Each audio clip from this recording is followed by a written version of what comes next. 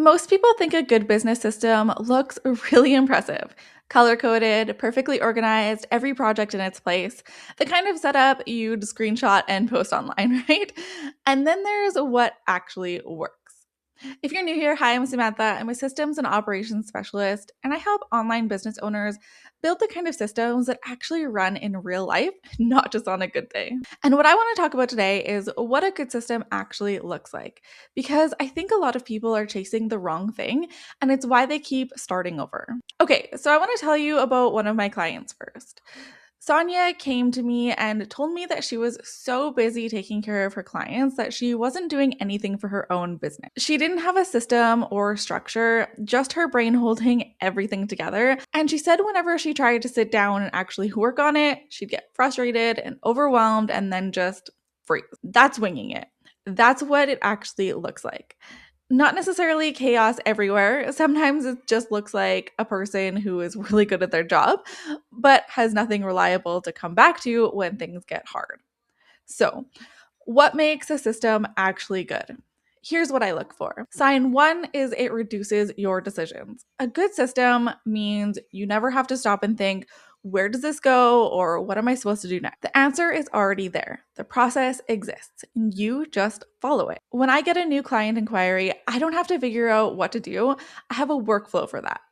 When I film a YouTube video, I don't have to remember every single asset that I need to create.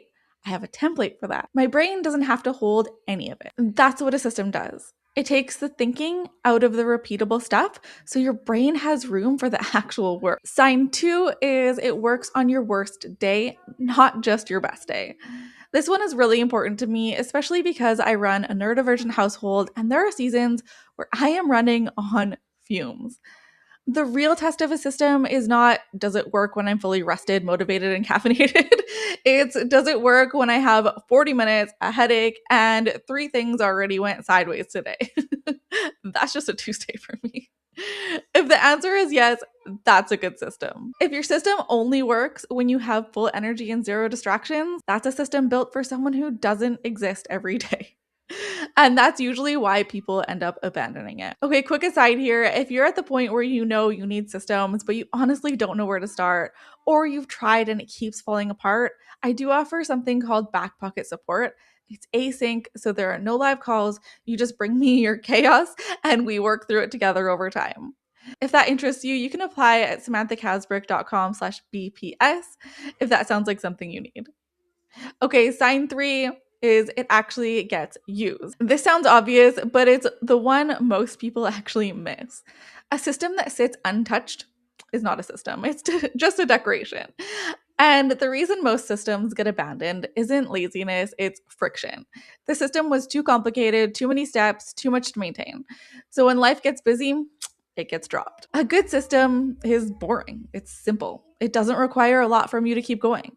That's not a flaw, that's the whole design. If you have to be at full capacity to use your system or to keep it updated, then your system is too complicated.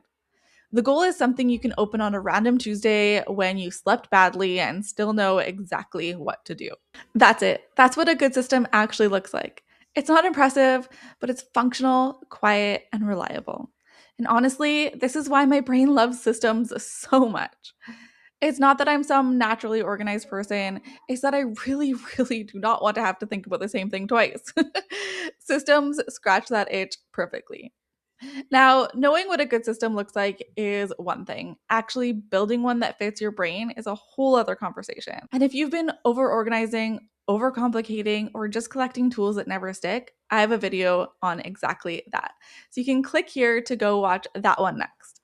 All right, thank you so much for watching. I hope this was helpful for you, and I'll see you in the next one. Bye.